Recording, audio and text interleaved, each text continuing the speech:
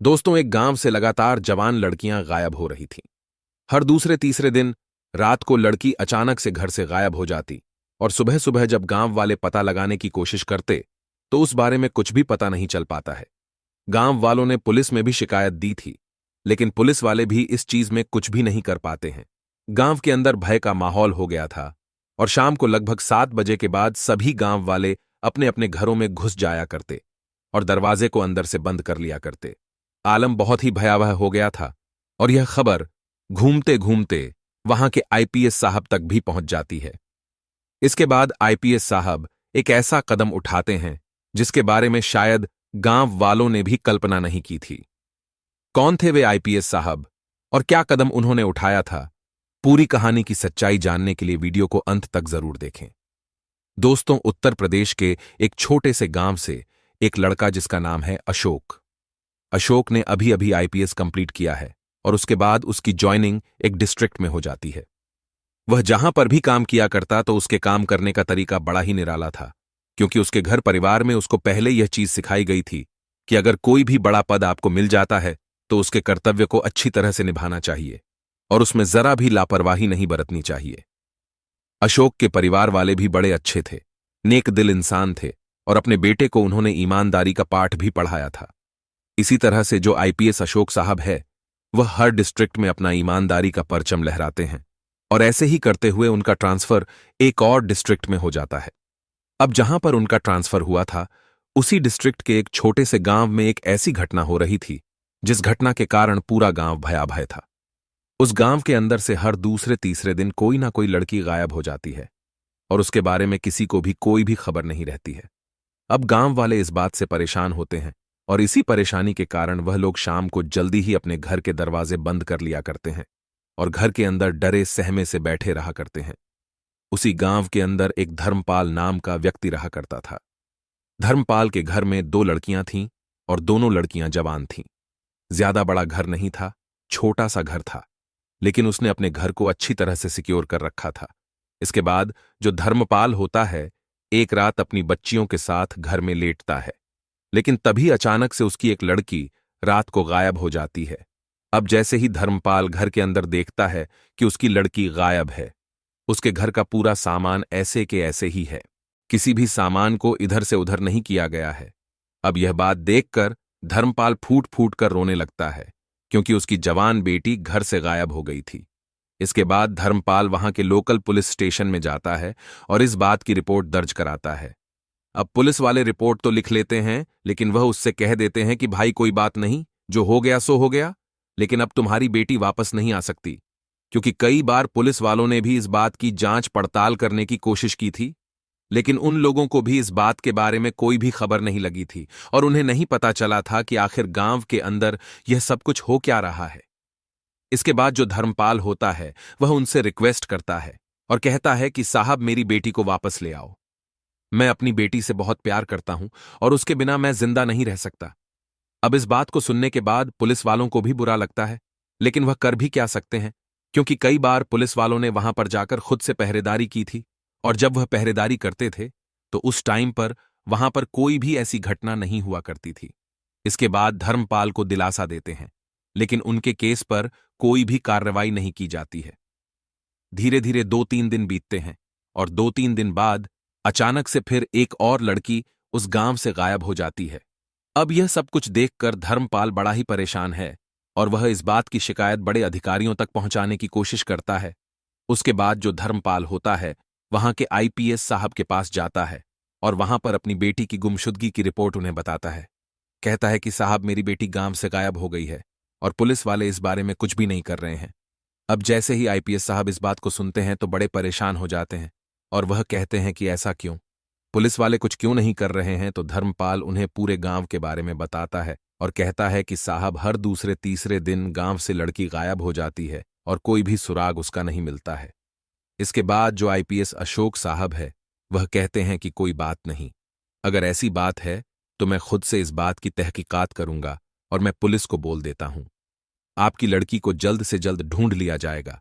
इसके बाद जो आईपीएस साहब होते हैं वह वहां के लोकल पुलिस स्टेशन में जाते हैं और उन लोगों से इस बात के बारे में पूरा ब्यौरा लेते हैं अब पुलिस वाले उनको बता देते हैं कि साहब उस गांव में चक्कर ही क्या है, यह तो हमें पता नहीं है, लेकिन जब भी हम वहां पर जाते हैं तो हमें कुछ भी ऐसा नहीं दिखाई देता, और हम वहां से आने के बाद दोबारा से यह सभी घटनाएं चालू हो जाती हैं। कई बार हमने पूरी रात रात भर पहरा दिया था, लेकिन जिस दिन हम पहरा दिया करते हैं उस दिन ऐसी कोई भी घटना उस गांव में नहीं घटती है। अब इसके अंदर कोई गांव वाला शामिल है या फिर कोई बाहर का व्यक्ति शामिल है, इस बारे में हम कुछ नहीं कह सकते। अब इस बात को सुनकर अशोक सर काफी ज्यादा हैरान है, लेकिन फिर भी वह पुलिस वालों को ऑर्डर देते हैं कि जल्द से जल्द उन लड़कियों को ढूंढो और इस केस को जल्द से जल्द रफा दफा करो। ऐसा कहकर वह वहां से अपने आवास पर आ गए थे और वहां पर लेटे लेटे इन सभी बातों के बारे में सोच रहे थे। उसे अपने पिता की वह बातें याद आती हैं जब उन्होंने कहा था कि बेटा, अगर तुम्हारे पास बड़ा अधिकार है तो उसका अच्छे से इस्तेमाल करना चाहिए, और जो भी कार्य तुम्हें सरकार के द्वारा दिया जाता है उस कार्य को अच्छे से पूरा करना चाहिए। इसी बात को सोचकर जो अशोक सर होते हैं वह इस केस पर काम करने का फैसला लेते हैं और सोचते हैं कि मैं खुद इस केस पर काम करूंगा और देखता हूं कि लड़कियां जाती कहां हैं। इसके बाद जो अशोक सर है वह लड़कियों के बारे में तहकीकात करने लगते हैं, और तहकीकात के दौरान उन्हें पता चलता है कि गांव के अंदर से लगभग अब तक 20 से 25 लड़कियां गायब हो चुकी हैं। उसके बाद जो अशोक सर होते हैं वह सोचने लगते हैं कि इतनी सारी लड़कियां अगर एक गांव से गायब हुई हैं तो हो सकता है कि उसमें कोई ना कोई हमारे डिपार्टमेंट का आदमी भी मिला हुआ हो। तो इसी वजह से वह इस केस पर अकेले रहकर काम करने का फैसला करते हैं। दूसरे दिन वह अपने ऑफिस में छुट्टी के लिए अर्जी दे देते हैं और 1 महीने की छुट्टी अपने लिए ले लेते हैं। 1 महीने की छुट्टी लेने के बाद वह वहां से किसी दूसरे शहर में चले जाते हैं और वहां एक मेकअप आर्टिस्ट से अपना मेकअप करवाते हैं और अपना भेष एक भिखारी के जैसा बना लेते हैं।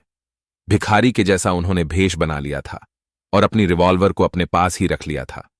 इसके बाद जो आईपीएस साहब है वहां से सीधा उसी गांव में आ जाते हैं जिस गांव के अंदर की घटना है, जहां पर लड़कियां गायब हो रही थीं। वहां आकर उस गांव में इधर उधर भिखारी की तरह घूमने लगते हैं और घूमते घूमते उन्हें धर्मपाल जी भी मिलते हैं, जो अपनी बेटी की गुमशुदगी की रिपोर्ट लिखवाने के लिए उसके पास गए थे, और वह भी उन्हें देखकर नहीं पहचान पाते हैं। अब जैसे धर्मपाल जी उन्हें नहीं पहचान पाए थे तो वह चोर हो जाते हैं कि उन्हें अब कोई भी नहीं पहचान सकता, और वह एक प्रोफेशनल भिखारी यहां पर लग रहे हैं। इसके बाद अशोक सर शाम को उस गांव में आया करते और सुबह सुबह उस गांव से चले जाया करते, क्योंकि जितनी भी घटनाएं थीं वह रात के समय की थी, तो रात के समय अशोक सर इस गांव में रहा करते और इस बात की चौकसी किया करते कि आखिर कौन है वह जो इन लड़कियों को यहां से गायब करता है और आखिर माजरा क्या है। गांव के अंदर का आलम यह था कि शाम को 7 बजे के बाद सभी के घर के दरवाजे बंद हो जाया करते और गांव बिल्कुल सुनसान रहा करता। लेकिन जो अशोक सर थे वह भिखारी के भेष में पूरी रात भर गांव में इधर उधर घूमा करते और ऐसी जगह जगह पर बैठे रहा करते। लगभग 2-3 दिन उन्हें घूमते हुए हो जाते हैं और दूसरे तीसरे दिन अचानक से एक नई बात उन्होंने गांव के अंदर नोटिस की थी। छोटा सा गांव था, ज्यादा बड़ा गांव नहीं था, लेकिन इस गांव के अंदर अचानक से बाहर से कुछ फेरी वाले आज के दिन आए थे और वह गांव के अंदर इधर उधर अजीब तरीके से देख रहे थे। तो उनको देखने के बाद अशोक सर समझ जाते हैं कि हो ना हो यह लोग इसके पीछे हैं, लेकिन वह मामले की तह तक जाना चाहते थे। तो इसी वजह से अशोक सर आज रात उस गांव के अंदर चौकन्ने रहकर चौकसी करते हैं और शाम के समय वह गांव के बाहर की तरफ जाकर बैठ गए थे, जहां पर गांव की एंट्री हुआ करती थी, यानी कि वह एक ही रास्ता था जिस रास्ते से गांव के अंदर जाया जा सकता था। बाकी दूसरा रास्ता एक अलग जंगल से होकर आता था और वह जंगल भी उसके साइड में ही था। वह वहां पर बैठे हुए थे और बैठकर इधर उधर चौकन्ना होकर देख रहे थे। धीरे धीरे समय बीतता है और रात के लगभग 2 बज गए थे। अब जैसे ही रात के 2 बजते हैं तो जंगल के अंदर जो झाड़ियां थीं उन्हें हिलने की आवाज और उनके अंदर से किसी व्यक्ति के जाने की आवाज उन्हें सुनाई देती है। इसके बाद जो अशोक सर होते हैं छुपते छुपाते उस जगह देखते हैं और देखने के बाद उन्हें वहां से 2 व्यक्ति निकलते हुए दिखाई देते हैं। अब जैसे ही 2 व्यक्ति उन्हें जंगल की झाड़ियों से निकलते हुए दिखाई देते हैं तो वह एकदम से समझ जाते हैं कि हो ना हो इन सभी कांडों के पीछे इन दोनों व्यक्तियों का हाथ है। इसके बाद जो अशोक सर होते हैं वह छुपते छुपाते उनके पीछे चलने लगते हैं और देखते हैं कि आखिर यह लोग आगे क्या करते हैं। थोड़ी देर बाद वह लोग गांव के अंदर पहुंच जाते हैं और गांव के अंदर एक बड़े से घर के सामने जाकर खड़े हो जाते हैं। जो अशोक सर है वह छुपते हुए उनको देख रहे हैं और तभी उनमें से एक व्यक्ति दीवार को फांदकर घर के अंदर जाता है और घर का मेन गेट अंदर से खोल देता है। अब घर का मेन गेट अंदर से खुल गया था, तो उसके बाद जो दूसरा व्यक्ति था वह भी घर के अंदर चला जाता है और थोड़ी देर बाद वह दोनों वहां से एक लड़की को अपने कंधे पर उठाए उस घर से बाहर निकलते हैं। अब जब अशोक सर देखते हैं कि इन लोगों को रंगे हाथों तो मैंने पकड़ लिया है, तो एकदम से सामने आते हैं और अपने पास रखी हुई रिवॉल्वर को उन लोगों पर तान देते हैं और कहते हैं कि रुक जाओ यहीं पर। यहां से अगर आगे बढ़ने की कोशिश की तो तुम लोगों पर मैं गोली चला दूंगा, और भागने की तो तुम लोग यहां से सोचना ही मत। अब जैसे ही वह दोनों व्यक्ति देखते हैं कि सामने एक भिखारी खड़ा हुआ है और उसके हाथ में एक रिवॉल्वर है, तो उन्हें समझने में जरा भी देर नहीं लगती कि हो ना हो ये पुलिस वाले होंगे जो भिखारी बनकर इस गांव में हमारा वेट कर रहे थे और आज हमारा पर्दाफाश हो गया है। उसके बाद वह भागने की कोशिश भी करते हैं, लेकिन अशोक सर तभी हवा में एक फायर कर देते हैं और उस फायरिंग की आवाज को सुनकर वह दोनों वहीं पर रुक जाते हैं। अब जैसे ही गांव में गोली चलने की आवाज सुनाई देती है, तो गांव के सभी लोग घरों से बाहर निकल आते हैं और बाहर आकर जो नजारा उन्हें दिखाई देता है उस नजारे को देखकर एकदम से हैरान हो जाते हैं। गांव के सभी लोग देखते हैं कि वह भिखारी जो गांव में अक्सर घूमा करता है, पिछले 2-3 दिनों से उसके हाथ में रिवॉल्वर है और सामने 2 व्यक्ति खड़े हुए हैं जिन्होंने अपने कंधे पर एक लड़की को उठा रखा है। उसके बाद गांव वाले देखते ही समझ जाते हैं कि यह कोई पुलिस वाला है और उन्होंने इन व्यक्तियों को पकड़ लिया है जो गांव से लड़कियों को उठाया करते हैं। गांव वाले अशोक सर से कहने लगते हैं कि साहब इनको गोली मार दो, इनको जिंदा मत छोड़ो। इन्होंने हमारे गांव की कई बच्चियों को यहां से ले गए हैं और इनके साथ गलत किया है। लेकिन तभी अशोक सर कहते हैं कि नहीं, रुक जाओ, कोई इनको कुछ भी नहीं कहेगा। अगर इनको अभी मार दिया तो जो आपकी बच्चियां गायब हुई हैं उनको वापस कैसे लाया जाएगा। इसके बाद गांव वालों की मदद से उन दोनों को वहीं पर एक पेड़ से बांध दिया जाता है और अशोक सर अपनी टीम को फोन करके फौरन यहां पर बुला लेते हैं। अशोक सर की टीम थोड़ी ही देर में गांव में आ जाती है और गांव में आने के बाद उन दोनों लोगों को अपने साथ ले जाते हैं। उनको वहां के थाने में ले जाया गया था और वहां जाने के बाद उनसे पुलिस के तौर तरीके से पूछताछ की जाती है और जब पूछताछ की जाती है तो वह लोग सारा का सारा मामला पुलिस वालों के सामने बयां कर देते हैं। वह बताते हैं कि साहब हम लोग लड़कियों को उठाया करते हैं और इनको बाहर देशों में भेजा करते हैं। पुलिस वाले उनसे पूछते हैं कि यह बताओ तुम किस तरह से लड़कियों को उठाया करते हो जो आज तक तुम किसी के भी पकड़ में नहीं आए। हम लोग भी वहां पर चौकसी करने के लिए रहा करते थे, लेकिन तुम लोग उस टाइम पर लड़कियों को उठाने के लिए क्यों नहीं आए। तो वह बता देते हैं कि जब आप लोग चौकसी करते थे तो हमें पता चल जाता था कि आप लोग यहां पर हैं, लेकिन आज जो साहब चौकसी कर रहे थे उन्होंने बिल्कुल भी महसूस नहीं होने दिया कि यहां पर पुलिस भी हो सकती है। वह लोग बताते हैं कि हम दिन के समय में फेरी वाले बनकर गांव में रेकी किया करते थे और जिस घर के अंदर हमें जवान और खूबसूरत लड़की दिखाई दिया करती थी उस घर को अपना टारगेट बना लेते थे। रात के तकरीबन 2 बजे हम उस घर में आया करते थे और घर में आने के बाद उस घर के अंदर एक गैस स्प्रे कर दिया करते थे, जिस गैस के कारण घर के जितने भी सदस्य थे वह गहरी नींद में सो जाया करते थे और उसके बाद उस लड़की को उठाकर वहां से अपने साथ चले जाया करते।